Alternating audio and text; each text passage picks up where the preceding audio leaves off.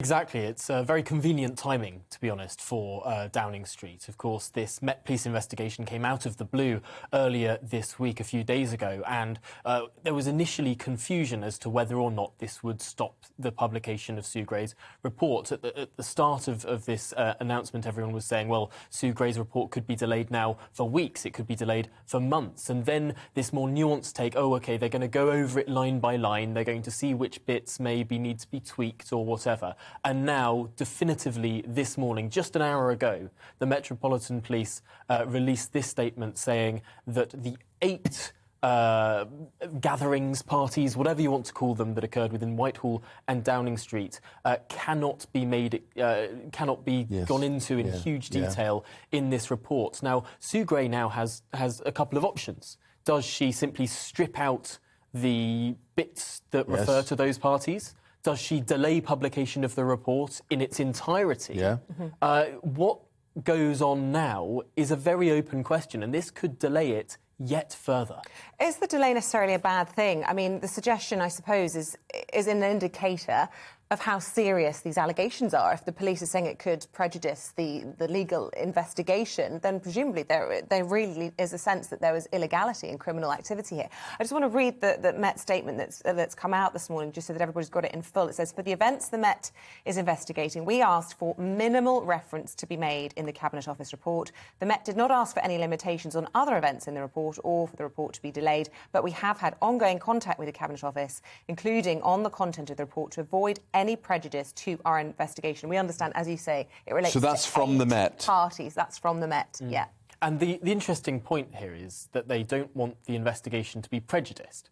There have been a few lawyers this morning who've been wondering what exactly it is about describing these parties in the Sue Gray reports that could prejudice this investigation. It seems a little bit murky, a little bit curious as to what exactly would be the problem here. It's not like this is going before a jury. The other interesting thing about these events that the Met is investigating is we do not know which ones they are.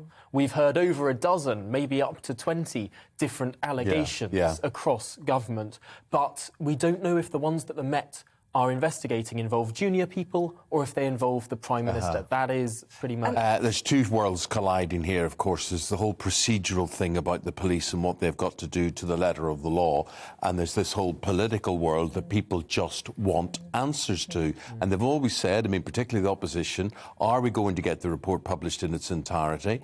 Apparently not, and this is not going to please anyone, is it?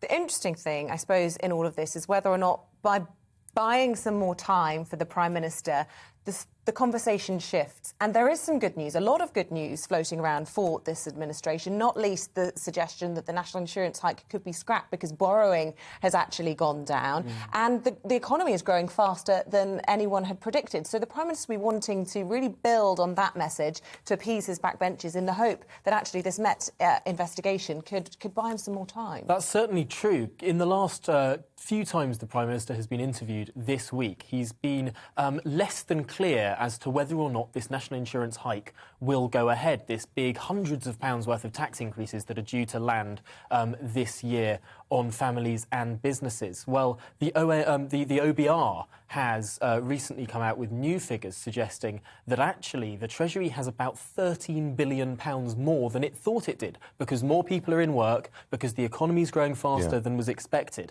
That's actually more money than the tax hike was going to bring in. So we could potentially be in this funny situation whereby taxes don't have to rise and the Treasury has more money than it would have if the taxes had risen. Well, that's exactly what